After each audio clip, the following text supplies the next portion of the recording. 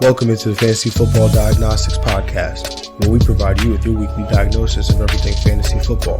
Whether it's season-long leagues, dynasty, DFS, or sometimes even IDP, we got you covered all year long.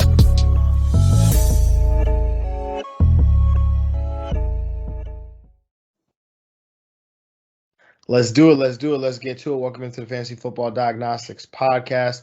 Of course, I'm your host, John June. And of course, on this Thursday evening, episode 191, gotta have my guy, Greg Penniman. Greg, what's good, man? Yes, sir. That 191, getting it done. About to get this Thursday night football game going.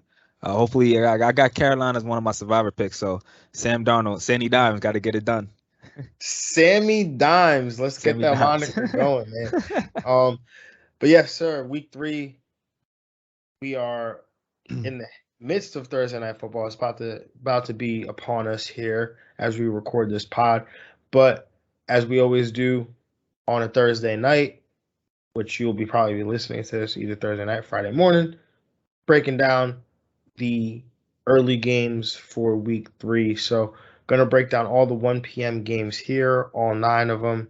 And then tomorrow, obviously, check in with us as we will be breaking down the remaining games. Also be covering our starts of the week as well as playing some Get Money. So definitely want to be here for that. And so let's get it started, man. Sunday, 1 p.m. kickoff. The Arizona Cardinals, 2-0 Arizona Cardinals, travel to Jacksonville to take on the 0-2 Jacksonville Jaguars. This is a 51.5-point total. The Arizona Cardinals are 7.5-point favorites here. In terms of the weather, not much concerns here in that case, but injuries. DeAndre Hopkins, wide receiver for the Arizona Cardinals. We talked about him yesterday. He's dealing with a rib injury, missed practice again today. So definitely something to monitor. For Jacksonville, James O'Shaughnessy, he's on IR with an ankle injury. So in terms of this game here, I'm going to take the under here. I'm going to take Arizona to cover, going to take Arizona to win. For Arizona, Kyler is once again a top option at the position, the top option at the position. DeAndre Hopkins, if he's healthy, he's a wide receiver 1. And Rondale Moore, the Arizona Cardinals leading target getter, Rondale Moore. Yes, sir. Is a high-end wide receiver 3 flex option with that upside that we know that he can bring. And also a safe, steady floor, too, with the touches that he's getting as well. So Rondale Moore does it all, man. Yes, sir. Chase Edmonds, an RB2 for me, and then James Conner, low-end flex option for Jacksonville. Marvin Jones has been getting it done for Jacksonville. DJ Shark also getting those. They're all getting targets, man, honestly. I mean, DJ Shark's getting targets as well, so I think those two probably have the most upside. I'm completely staying away from Laviska Shenault right now. I mean, 7 targets last week. I think -3 receiving yards, if I read that correctly. It was, not a great receiving day for Laviska Shenault there, or maybe Laviska Shenault did not have -3 receiving yards. I'm thinking of somebody else, but his role is just not. It doesn't have a ton of upside to it. Yeah. And there's really like no point in putting him in your lineup because you're just hoping he maybe scores a touchdown or something. Yeah. But James Robinson, he took the opportunity share back from Carlos Hyde last week. So it's hard to trust this team right now. But if you're desperate for running back help, James Robinson is definitely, going to get some work there for Jacksonville. Yeah, for me, I'm going to take also the under. I'm going to take the Arizona Cardinals to cover. And I'm going to take the Arizona Cardinals to win. Like you said, on that Cardinal side, Kyler Murray has been absolutely monster this year. Those early talks of MVP, fantasy MVP for sure so far. So you like to see that from him. I'm in favor of definitely starting Chase Edmonds. You want to play him. Rondale Moore, his season is here. I feel like any team that AJ Green is on you. You want to draft that young receiver because you know AJ Green is just gonna fall off. So it's like last year TK it's like a blessing to be behind the depth, behind AJ Green on the depth chart. Yep, facts. So that like that the trend we're going on here. So Rondo Moore for sure is a hot, wide receiver 2, high end flex, I think. D-Hop in this game, of course, is your bona fide wide receiver 1. And on the other side, Trevor Lawrence, they're going to get a lot of passing volume. He's got 84 passes through the first 2 games. So he'll probably fall into some fantasy points. And for his targets, Marvin Jones and DJ Sharks, I think they are startable as high-end flexes, especially, Marvin Jones. He's been playing really well, getting 2 touchdowns so far this year. And, yeah, I'm not really trusting these running backs. It's tough, though, because the running back seems like, it's just getting more and more scarce. So you might be forced to start James Robinson, but hopefully in more of a RB3 situation. Yeah, I mean, at this point, if I'm going receiver or running back in the flex, I think I've been going receiver a lot of times, especially in PPR leagues. Yeah. I mean, I find myself doing it even in some half PPR leagues as well. So running back there's not a lot of those guys out there, those workhorse guys. There's just guys that are even just involved in the offense on a consistent basis. And I was correct. Laviska Shenault did have -3 receiving yards on 7 targets last week. He was probably literally just catching them behind that line of scrimmage and getting no blocking. Yeah, no blocking. I mean, there must have been like a couple jet passes or something like that. But he had. This is the part that is absurd, right? Like he had a 28% catch rate in his last game, 2 of 7 targets. Right, he's got 50.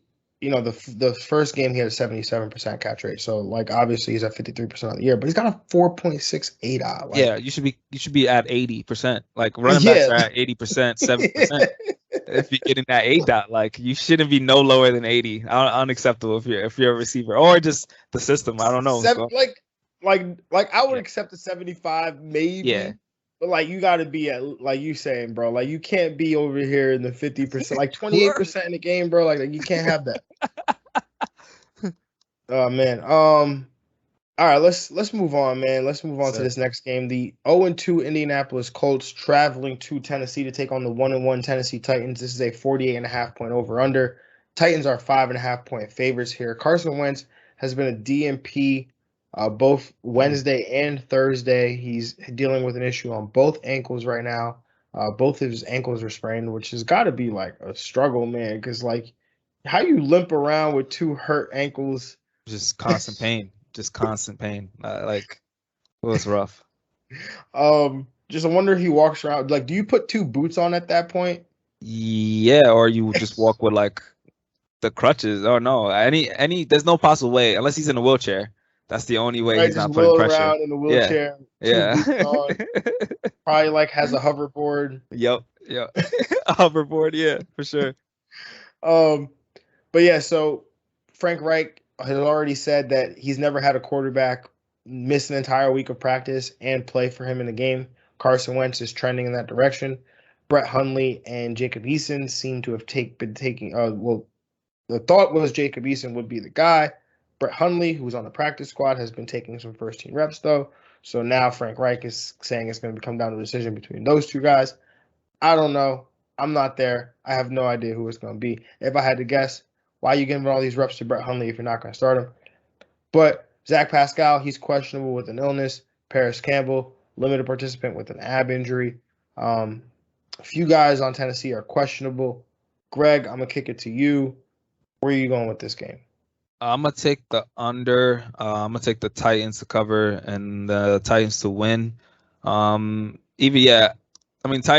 the defense is pretty abysmal. So, whoever's starting at quarterback, I think the Colts will be totally out of this game, but I think the Tennessee Titans will control time of possession and everything. So Tannehill is a good play. I think he's a high in, low in QB1. JT, I think is this is a smash spot for him, a good spot for him. As far as Tennessee side, Derrick Henry, smash spot for him as every week is. He's a top 3 option. Julio Jones, he's able to bounce back. So I think him and AJ Brown are both options. As high in wide receiver 2s, both wide receiver 1 upside. And on the Colts side, whoever's starting, you're not really trusting any of them. Maybe if you had with a Carson Wentz manager in a 2-quarterback league, then you're probably making that a play. But as far as the other skill players, JT, I think is a great start here against this defense, as well as Michael Pittman. I think he'll get the targets. He is up to 11 receptions now, 152 yards on the season. So he had a monster day last week. I think it's going to start trending in the right direction for him. Yeah, I'm going to take the under here. I'm going to take the Colts to cover 5.5. I'm going to take Tennessee to win. Tennessee's defense is not that great. Frank Reich's been shown to do some things with some backup quarterbacks every now and then. And the fact that when the week opened, we didn't know if Carson Wentz was playing. This line opened at 5.5. And right now, we still don't believe Carson Wentz is playing. This line has not moved from the 5.5. So for me, that kind of tells me Vegas doesn't really value Carson Wentz as much as maybe the public might. So I'm going to go with Indy to cover, Tennessee to win the game, though. I'm expecting this bounce back game from JT. He's up there in the league within red zone carries, but he's got 0 rushing touchdowns. I mean, he had 4 carries at the 1, 3 carries at the 1 last week, and a pass play that was designed to go to him at the 1 last week. So the Colts, when they get down there, there's one guy they want to give the ball to. That's Jonathan Taylor. So continue to start that man. If Carson Wentz can't play, Michael Pittman, I think he's still in the wide receiver 2 range, getting those targets that we want from a number 1 receiver, which is what we thought he would be entering year 2 for Michael Pittman. So I will maybe have less confidence in him, but I think that the volume will still be there, that he could still be a flex option or a wide receiver 3, because the matchup is so nice. Yeah, man. Tennessee's, they're giving up the number 1 fantasy points to the wide receiver position. So it's really nice. It's really good. Yeah, it's super juicy right now. And then Jack Doyle, he makes a nice That's true. streaming option at the tight end position if you need help. Saw 8 targets last week. So I think he definitely can bail you out if you're in a pinch. And then I want to be all in on this Titans offense. I think Ryan Tannehill, what a year for all my guys, man. Ryan Tannehill is my guy.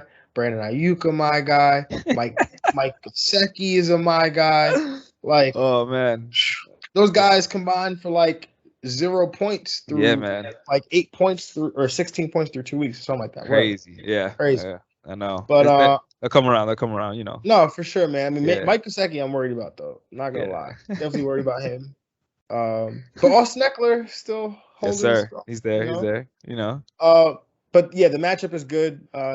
They've underperformed the last few weeks, but Tannehill, I'm expecting a bounce back week from him, which should bleed over into Julio Jones and AJ Brown and Derrick Henry, who's got let me check it out, 12.7% target share, bro, on the Tennessee Titans.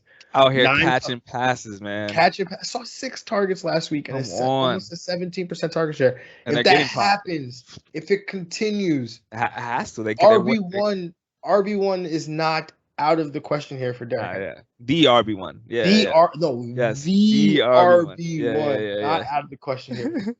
Yes, sir. But that's it for me, man. Let's move on to should be a good game. No, definitely. Let's move on to this next matchup here. We've got the 1-1 Baltimore Ravens traveling to Motown, Detroit, to take on the 0-2 Detroit Lions. This is a 49.5 point total. Baltimore Ravens are 7.5 point favorites here. In terms of injuries, Baltimore is okay. In terms of injuries on Detroit, cornerback, I'm going to butcher this. Ifeatu Melifonwu, he's on injured reserve with a thigh injury. Other than that, they are okay for the most part. I'm going to go with the over here.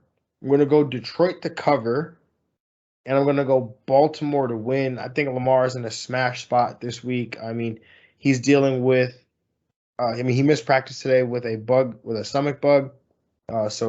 I know there was a scare because he said his hip was sore from his touchdown flip, but I think Lamar will be okay. Plus, let's let that pass game air it out this week. So Hollywood, well inside the wide receiver 3 range for me. A very nice flex option this week. Mark Andrews has to be in your lineup despite the recent production. On the Detroit side, give me Swift and Hawk. Yes, sir. I want all of the targets here for Swift and Hawk. Yes, sir. I think Jared Goff is definitely playable here against Baltimore. They don't scare me right now, Baltimore's defense, and Jared Goff's not going to really have a choice here but to keep pace with this Baltimore defense here. And my guy Quintez Cephas, he's there. If you've been listening to the show for a while, you know I'm a fan. So he's definitely in play for me, man. So, Greg, where are you at? For me, I'm taking the over. I'm taking the Ravens to cover, and I'm going to take the Ravens to win. Just the strength of what the Ravens do just fits right into what Detroit can't do, and that's defend the run. Lamar being the pass rush, the leading rusher right now is just going to, smash spot for him. I think he's definitely a top 3 play this week at the quarterback position, so he's going to eat. Along with the running backs, I think Tyson Williams has been a very solid RB2 this year. I think we continue to play him as such. And with my Hollywood Brown, we talk about how he's a buy in the buy low segment. Buy sell segment. I'm all in on Marquise Hollywood Brown, being that guy offensively in the receiving game for them. So I like him. On Detroit side, they're just going to continue to be down a lot. So Jared Goff is always in play as a garbage time coming from behind, negative game script quarterback. He's got 93 passes in the first 2 games, so they're flinging that ball, and you want everything Swift and Hawkinson. I think both ones at their position with the volume that they're going to get. I added Quintez Cephas in my 16-team league, so I'm happy about that. With the target number that he can get, he can definitely be involved as a deep league flex and wide receiver 3 upside. 93 times is crazy for Jared Goff. Did you try to add Quintez Cephas in our dynasty league? No, I tried to add him in A. I wanted to add him in our League of Extraordinary People, but I had Swift and Hawkinson. I just didn't want a lot of Detroit. Might as well get Jared Goff at that point. Might as well get Jared Goff at that point. So. No, I was just saying there's no way you could have got him in our dynasty league because he's on my team. Okay. Yeah. I did add Braxton Berrios in that league dynasty. I did see that, which we'll talk about actually tomorrow. But yeah, it was funny because me and Quintez Cephas, we go way back, it's only right he's on your roster. Yeah, it's one of my guys. All right, let's talk about this next game, man. 1-1 Washington football team traveling to Buffalo to take on the 1-1 Buffalo Bills. 45.5 point total. 7.5 point favorites the Buffalo Bills are. In terms of injury, there are some weather concerns in this game. There's expected to be some rain, but there's also expected to be some wind, 10 to 15 miles per hour. So definitely check that out, monitor that as we get closer to kickoff. In terms of injuries, Buffalo is okay. For Washington, Antonio Gibson was a limited participant with a shoulder injury. Also, doesn't have an impact on this game, but just something to note for if you're in leagues and he might be available. Curtis Samuel has resumed running, so if you maybe have an extra roster spot, or if you have an IR spot and maybe he's dropped or wasn't drafted, just be on the lookout for that because he can add some definite juice to this offense. Greg, let me kick it to you, man. What are you taking with this game? I'm taking the under. I'm taking Washington to cover, but I'm gonna take the Buffalo Bills to win. The Bills just put a statement last week of how they played in Week 1. They bounced back very well, so I think they continue that momentum. But I think the Washington football team is a solid football team. Taylor Heinicke is ready to match anybody, so I think he's ready to play. I like him as a start in 2 quarterback leagues. Taylor Heinicke. I think he doesn't kill you with his day, and that helps when you have Terry McLaurin, who's a matchup-proof wide receiver 1. He's probably going to see a lot of Trey White this week, so that's going to be a great matchup to see. But I'm not afraid of starting Terry McLaurin. Antonio Gibson, you like the volume. He's got 33 carries to 2 games. I think you can still trust him as a low-end wide receiver. A high-end running back too. You just want to see that upside eventually. Hopefully, he gets some touchdowns when they get in the red zone. And for Buffalo side, Josh Allen, you want to also see he's give you that safe floor we know he's going to get, but we're waiting for that boom day. Hopefully it comes here. Dane Jones, similar style running quarterback, was able to get a lot of rushing yards and get down the field. So hopefully Josh Allen could do that. I like him as a QB1 option. Devin Singletary, I like him as a solid RB3. Zach Moss was involved, so keep an eye on that usage for sure. But I'm still starting Devin Singletary as the favorite back. And Stephon Diggs, your automatic wide receiver 1. Dawson Knox did play well, so he could be also a think dart play tight end. Yeah, man, we see this game eye to eye. I'm taking the under, taking Washington to cover the spread, taking Buffalo to win. All in on, before the weather and the wind and stuff, I probably still might be.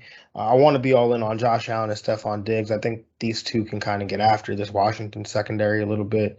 We saw Daniel Jones and Sterling Shepard do it, and even the week before, we saw Justin Herbert have a field day with each one of his wide receivers. So I think Stephon Diggs could have himself a day here. So I'd like to see Josh Allen benefit from that, but we'll see. I know there's definitely some concern about Allen, but like I said, I'm all in on these two. Cole Beasley and Emmanuel Sanders at it as well are definitely in play for me. Emmanuel Sanders maybe less with the win because he's the deep threat in this game. The deep threat in this offense. Gabriel Davis hasn't assumed that role yet, so we got to go what we have, and Emmanuel Sanders is the deep threat. Over an 18-yard ADOT. So, but I would probably favor Cole Beasley. Actually, I'll definitely favor Cole Beasley. Didn't see the targets he saw in week 1, but again, that Miami game was lame once Tua went out. So keep that in mind. Devin Singletary, I'm with you. He came through last week, but I don't see him as anything more than an RB3 this week.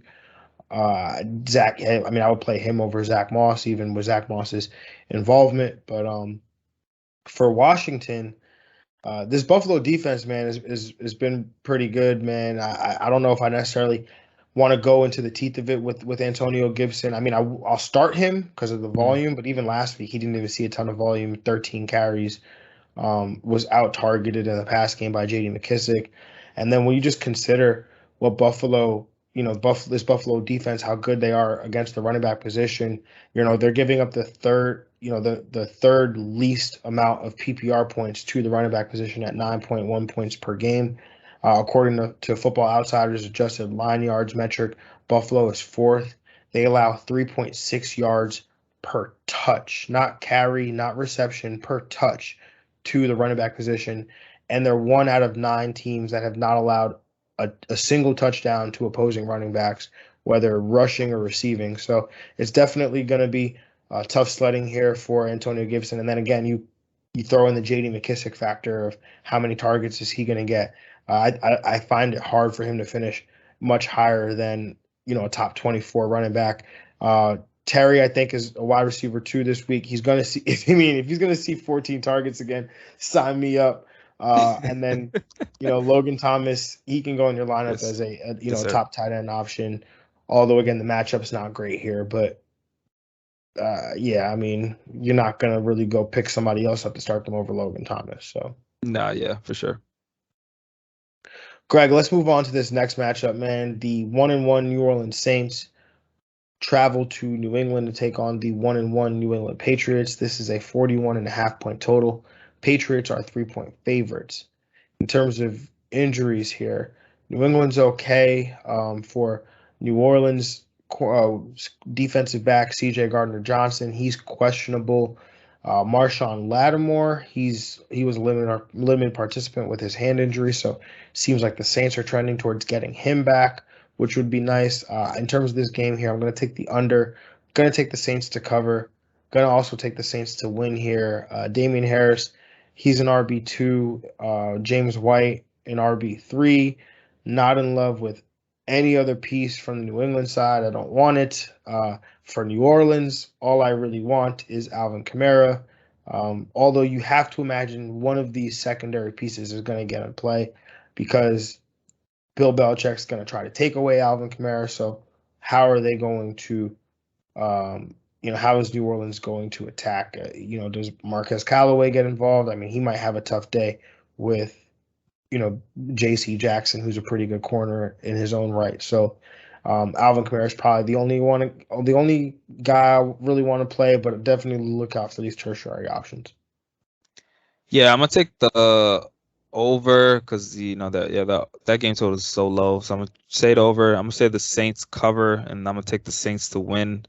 It's just gonna be an interesting game. I feel like it might be like a Taysom Hill sighting special play touchdown maybe in here, but I'm not excited by anyone on the Saints side except Alvin Kamara. Deontay Harris is leading the team in receiving, but so he's probably the only guy I would trust as a guy in deeper leagues, options only. And on the Pat side, I mean James Winston, you play in 2 quarterback leagues if you need that play. On the Pat side, Damian Harris leads them in rushing. Their best receiver is James White. He leads them in receiving. So I'm playing the running backs, and that's really it. Yeah, man. This game could be fun from like what the coaches might do. I feel like when you talk about coaches that like to run trick plays and like to do all this other like this crazy stuff, that like you've got 2 of the best at it in Belichick and his staff, and then Sean Payton and his staff. So this will be a fun game, and the gamesmanship will be fun. But from an overall fantasy perspective, I don't see a whole lot happening here. But this game, though, I feel like we say this almost every week with a certain Justin Herbert. But this game, the 1-1 LA Chargers traveling to Kansas City to take on the 1-1 Kansas City Chiefs. Hey man, this is where it all started, yo. This is where it all started for the Herb. So you're right. Maybe he just needs to go back to where it all began. Yes, sir. Let's go. This is a 55.5 point total. Chiefs are 6.5 point favorites. In terms of injuries, Joey Bosa has been a DNP with a foot and ankle. So he's questionable to play. So we'll see what happens there. That will be a huge loss for the Chargers if he cannot play. Derwin James is questionable, but seems like he's okay. Kansas City is okay for the most part. Greg, what do you got? I'm going to take the under. I'm going to take the Chargers to cover, but I'm going to take the Chiefs to win. I like Mahomes and the Chiefs offense to bounce back from that devastating loss. Shout out to the Ravens for getting it done, by the way. And a great game that they played. I do like Mahomes. They seem to be passing the ball a lot right now, so I'm not as bullish on Clyde as I used to be. I think he's definitely fallen into that low end RB2 category. Even you could consider maybe even RB3 because they're not really getting him the ball as far as volume for carries and even in the target passing options. And when they're still in the red zone, they're passing the ball, so it's hard to see him get that touchdown upside. Tyreek Hill though, wide receiver 1, you want him definitely. Travis Kelce, tight end 1 for sure, top 3 option. On the Charger side, I like the Herb this week. He's gotten the yardage. He's that passing touchdown is coming. I think the positive regression for sure is coming. He got 675 passing yards. They've thrown a lot, 88 times already through 2 games. So I like where he's trending. Austin Eckler, playing him as a low-end running back 1. Keenan Allen, you're also playing him with Mike Williams. I think they have to both get involved. The Chargers want to keep pace. Surprising that we wanted that high-scoring game last week. So I was taking the under with the Chargers Dallas game. I think these 2 teams play a little more and get some turnovers too. Chiefs defense made some plays last week. Yeah, man. Shout out to Baltimore for finally doing it when I jumped off the wagon. So Yep. Put egg on my face there. But in terms of this game, I'm gonna take the over here because I think Herb gets it done for us. Okay. I like that. I want to hear that. I'm gonna take the Chargers to cover. And I wanted to pick the Chargers to win so bad. I wanted to do it. I was so close to doing it, but I'm not going to do it. I'm going to take Kansas City to win this game here. Patty. I'm going to take Kansas City to do it. But for Kansas City here, give me the usual suspects: Mahomes, Kelce, and Tyreek Hill. Although I am very curious to see this matchup. We have not seen it yet between Derwin James and Travis Kelce. We haven't seen, I'm sure we saw it, but we haven't seen it recently. Yeah, This is Oof. This should be hella fun to watch, man. I like Because that. I like there's that. been some videos of Derwin James covering Keenan Allen in practice. Him going, at it with Keenan Allen. I mean, if he can cover Keenan Allen, why limit him to just Travis Kelce? Put him on everybody. Put him on Mahomes. Send him. Put him on Tyreek Hill. You know, put him on all them boys. Nah, I want to see him on Kelce. That's the one I want to see. But yeah, give me Justin and the whole gang, man. Herb, he's not brought us. He has not brought it this year from a fantasy perspective. Right. But like you were saying, Greg, the peripherals are there. They're throwing the ball at a fantastic rate, especially neutral game script. Up over 65% of the time they throw the ball when the game is within one score on first or second down in the first 3 quarters. I love it. It's awesome to see. So the touchdowns are coming. They have to be coming. So Keenan Allen, Mike Williams, their top wide receiver plays in a high total. I mean, Mike Williams is outscoring Keenan Allen right now, which is kind of crazy. But just goes to show you both these guys are playable every week. Jared Cook, top tight end option this week. Don't be results based. Look what happened last week. A touchdown got called back. The Chargers end up getting moved out of field goal range, but moved off of like the 5-yard line because of a stupid rule where the quarterback can't apparently escape from the pocket if the ref says he was down, even though he was never down. Anyway, Austin Eckler, an RB1, of course, saw the work in the pass game that we're all used to seeing, so that was a good sign. Is also getting this red zone work, which is a phenomenal sign there. So definitely excited about Austin Eckler. Let's move on to this next matchup, man. And a Fields of Dreams, man. Fields of Dreams. The Chicago Bears, 1-1. Justin Fields-led Chicago Bears are traveling to Cleveland to take on the 1-1 Cleveland Browns. This is a 46.5-point total. Browns are 7.5-point favorites. In terms of injuries, we already referenced it. Andy Dalton, he's out with a knee. The Chicago Bears have a bunch of other guys questionable. For Cleveland, Jarvis Landry, he is on IR with an MCL sprain, so he will miss 2 to 4 weeks here with that injury. I think potentially more even. Odell Beckham was a full participant for the first time. He dealing with, recovering from the ACL injury. They're trending towards playing. Odell Beckham put out a post on Twitter the other day saying he's grateful for everything that's gotten him to this opportunity. So maybe this is a sign that he's going to be playing on Sunday. Still will be a game time decision. But a bunch of other guys questionable for Cleveland. In terms of this game here, I'm going to take the under. Going to take Chicago to cover. I'm going to take Cleveland to win. And Justin Fields is starting this week. I feel like I'm so excited Greg, I think Justin Fields is your breakout quarterback. But I'm super excited. Yeah, I'm so excited. It's crazy because you have my breakout quarterback on your League of Extraordinary People team, and I have your breakout quarterback on my League of Extraordinary People team. Would you want to do a 1-for-1 swap? Justin Fields for Jalen Hurts? We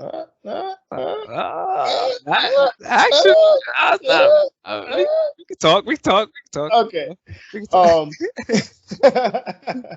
But Justin Fields is starting this week. Look, he's a QB1 option for me. People get nervous, but just trust us here, man. This was the same formula that took us to the aforementioned Jalen Hurts last year. Also, we were recommending Taysom Hill as a play last year. This is the same reason. You're going to get a nice, safe floor. This guy had 10 carries last week. He's already seen some work by the goal line with his legs. He will provide that in his first start, and I believe the matchup can help provide some more here. So, Allen Robinson, high-end wide receiver 2. Hopefully, he is peppered with targets here. Darnell Mooney, he's a nice wide receiver 4 flex option now. We'll get some upside here. We know Justin Fields excels in the deep passing game. Darnell Mooney excels as a deep receiver, so I would like to see this offense opened up a little bit. David Montgomery, He's an RB2 that's slightly downgraded in a tough matchup, but I think he'll get fed the rock here. And then Cole Kmet, tight end 1 upside this week as my tight end stream of the week. And then on the Cleveland side, Nick Chubb, an RB1, Kareem Hunt, an RB3. I'm not playing Odell Beckham in his first game back. I'm sorry, not doing it. But I guess I don't want really anything else on this offense. Yeah, I'm gonna take the over. I'm gonna take the Bears to cover. I'm gonna take Cleveland to win. Yeah, as far as the Bears side, I'm very excited to see Justin Fields. I'm ready to start him this week. I don't see no issues with that.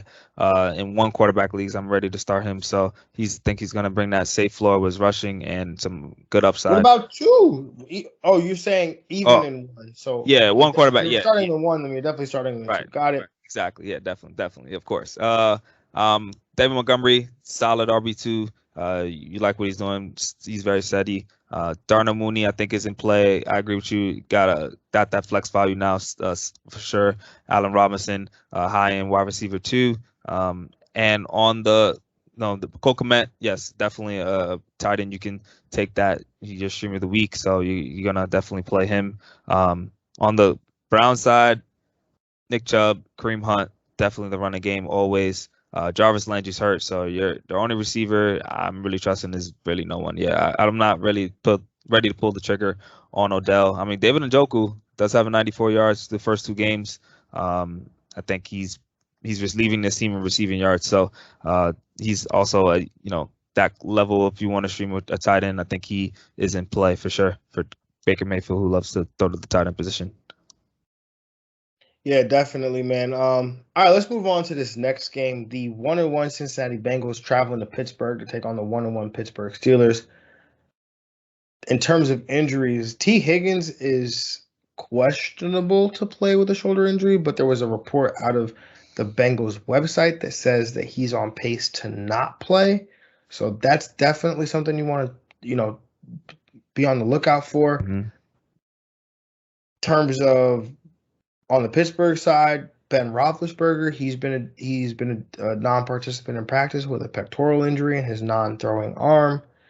Ben has talked about how it's definitely going to be tough for him to play. Yada yada yada. He always does that for every injury. He always does you're it. the first person to tell me that. One ear out the other. Just give me the information that I actually need, which is Ben might not be playing. Actually, there's a possibility he doesn't play, so I'm gonna be probably out on a lot of this offense. Oh, we'll get into all of that here, but Deontay Johnson, he's been a DNP 2 days in a row, according to Dr. Edwin Porras of FantasyPoints.com. 60% players who DNP for 2 consecutive practices, there's 60% of the time they miss the game. So Deontay Johnson is in line with that trend right now. It could be a pretty, it's not a long-term injury as it was originally reported, but it could be, a something that kind of lingers for the next few weeks here. Greg, where you at with this matchup, man? With this matchup, I'm going to take the over. I'm going to take the Pittsburgh Steelers to cover, and I'm going to take the Pittsburgh Steelers to win the game. Yeah, if I'm going to say Big Ben's going to go, I think he's just been through all this his whole career, banged up. So I'm not surprised at all. I think he ends up playing. Yeah, so I do like Deontay Johnson. I do like hopefully Chase Claypool could, get that boom. He's been a very safe wide receiver 3 right now, but you definitely want to see that boom from him. Deontay Johnson, high-end wide receiver 2. Najee Harris, you like his volume. He had a bounce-back game last week, finally got a touchdown. So hopefully they continue to get better situations in the red zone and get touchdown opportunities for him. On the Bengals side, yeah, it's a little tough, but the Steelers defense, it depends really. If TJ Watt is going to be hurt, I think that's a huge blow for him, for that defense. So it's definitely a totally different team at that linebacker position.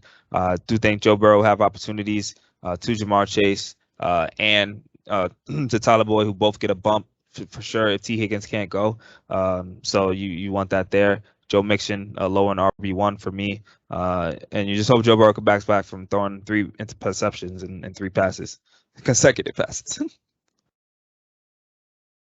Yeah, I'm gonna take the under here. I'm gonna take Cincy to cover. I mean, whether Big Ben plays or doesn't play, I think Cincy covers. I think Cincy covers. Joey covers, man. Joey covers, man. Joey covers.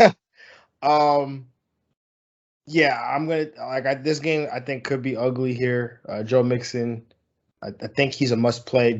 T Higgins would have been a must play for me, but yeah, he's not gonna play here potentially. So I think Jamar Chase has a ton of upside. I mean, I think he fills that T Higgins role, and so some of those targets definitely go to him since they work the same areas of the field a little bit. Tyler Boyd playing a slot, which Pittsburgh's susceptible to, so I think he's definitely in play as well.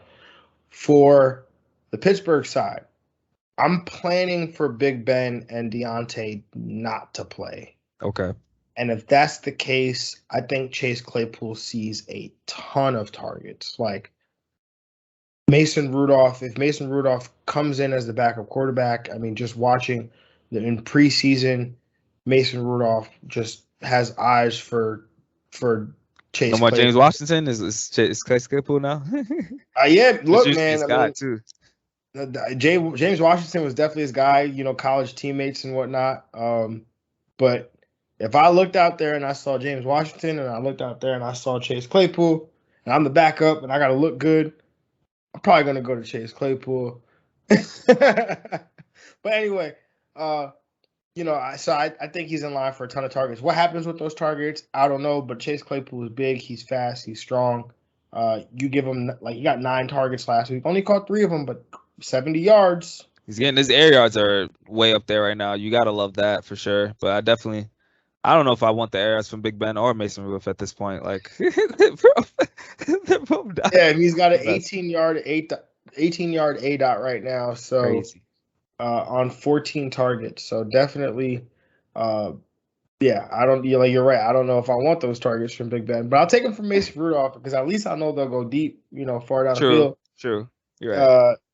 But yeah, I'm also very much in on Najee Harris, who I think should see a lot of volume regardless of who the quarterback is.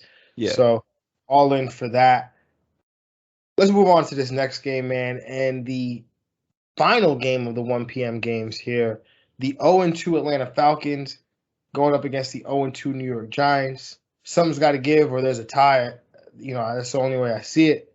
But Greg, this is a 47.5-point total. Your Giants are 3-point favorites here. Ooh. I'm going to give them their first window. Got the Giants covering, Giants winning. I got the over here. I guess I didn't get to injuries, but Russell Gage, he was DNP with an ankle.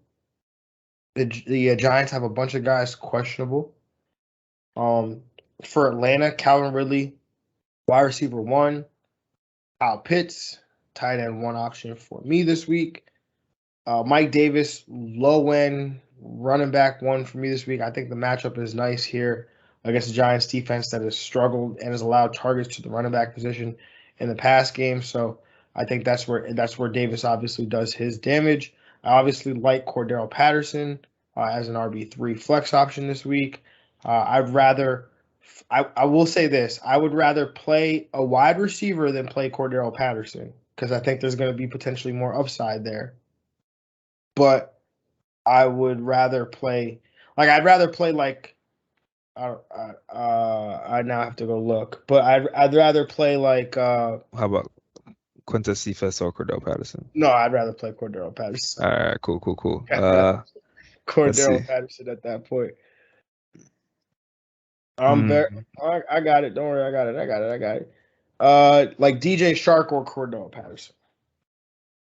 I'm gonna take Cordell. I'm gonna take DJ Shark. I think I'm actually take Cordero. Really. I just feel like there's so many passes that are gonna come DJ Shark's way.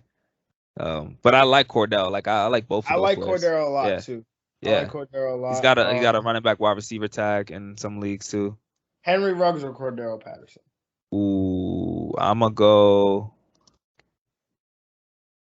Yeah, I'm gonna go with Cordell on that one. I'm gonna go Cordell as well. But wow, I like how I'm naming all these wide receivers and not picking them. Emmanuel Sanders or Cordell Patterson. I'll probably go Cordell Patterson. Yeah, I mean Rondo Moore is where we're cutting it off. Like I'm taking Rondo Moore. Oh yeah, no, I'm taking Rondo. Rondo. I mean, look, maybe I'm crazy. Maybe I'm just higher on Rondo Moore than everybody else. But I've got Rondo Moore as a top 24 wide receiver. Like he should totally be there. I think when you consider his upside, definitely top 30. He's definitely top 30. No, he's definitely top 30 for sure. Yeah. But I have him in the top of my top 24 because there's no way that he doesn't end up close to it based on what he ends up. The targets that he gets, the usage, and the opportunity he can score a touchdown. Brandon Ayuk or Cordell Patterson? Oh yeah, Cordell Patterson for sure. Cordell Patterson for sure. Oh man. Christian Kirk or Cordell Patterson? That's a tough one. I feel like if I'm trying to get some points, I'm gonna go Kirk. You need points. Yeah, I want to boom. Yeah. Like a monster day, like Kirk can give you. But yeah, I think Cordell is like. I like him because I like James White. I like those type of players. Going to be involved, get 5 carries, but get like 7 targets. In that hybrid player, you need that. The crazy part though is Cordell Patterson looks like the better running back than Mike Davis. Yeah, and I mean I wouldn't be surprised down the line if he ends up with more carries down the line because Mike Davis is proven to not last kind of throughout a full 6. I mean, Mike Davis is doing what Mike Davis does, average 3.6 yards per carry. Like yeah. And they'll realize. I mean, he doesn't bring pass catching ability, so why I would play Cordell Patterson more, put him on the field more. All right, man. We're spending a lot of time talking about Cordell Patterson. Yeah, sure. But on the New York Giants side, give me Daniel Jones as a quarterback 1. This is the return of Saquon Barkley as an RB1 this week. It's here. This is it. And the Sterling Shepard will continue to do his work. I think Kenny G even gets a bump here, although he's been limited in practice. Actually, he did not practice. I didn't say that off the top, but Sterling Shepard definitely gets a bump. And Evan Ingram coming back from injury, I think can also be streamable at the tight end position. Greg, what say you? I'm going to take the over here. I'm taking the Giants to cover. I'm taking the Giants to win. On the Atlanta side, I do think Matt Ryan is in play as a solid QB2. I think he gets more passing touchdowns in this. Calvin Ridley, low-end wide receiver 1 play. Kyle Pitts, tight end 1 play. Yeah, I'm with you, the Cordell Patterson play. I'd rather play Cordell Patterson at his position than like be confident where Mike Davis is as my like RB2. So yeah, but as far as the Giants side, Danny Jones, yeah, his rushing just brings him into that low-end QB1 category. Like he's gonna be there. This man's doing it on both ends. And he's the leading rusher and the leading pass getter for this team. But this is the Saquon week 3. We've been saying it for a long time. This is it. I think he puts in the work here, gets the volume that's going to go up as well again. And Sterling Shepard is probably the only receiver I'm super confident in, especially in full-point PPR leagues. He's got 16 receptions on the year so far. And Evan Ingram, yes, streamable tight end, my stream of the week. Yes, sir, absolutely. All right, well, that pretty much wraps up our breakdown of the 1 p.m. games here. So make sure you come back tomorrow for part 2. We'll be giving out our starts of the week as well and playing some Get Money. Yes, sir. So make sure you subscribe. Make sure you're following us on social media. Follow the show at FF Diagnostics. Follow Greg at we_made it on Instagram, at gmoney_truth on Twitter. Follow your boy at JR Football Nerd on all social media platforms. We appreciate you. We love you. And we're out of here. Peace. Yeah.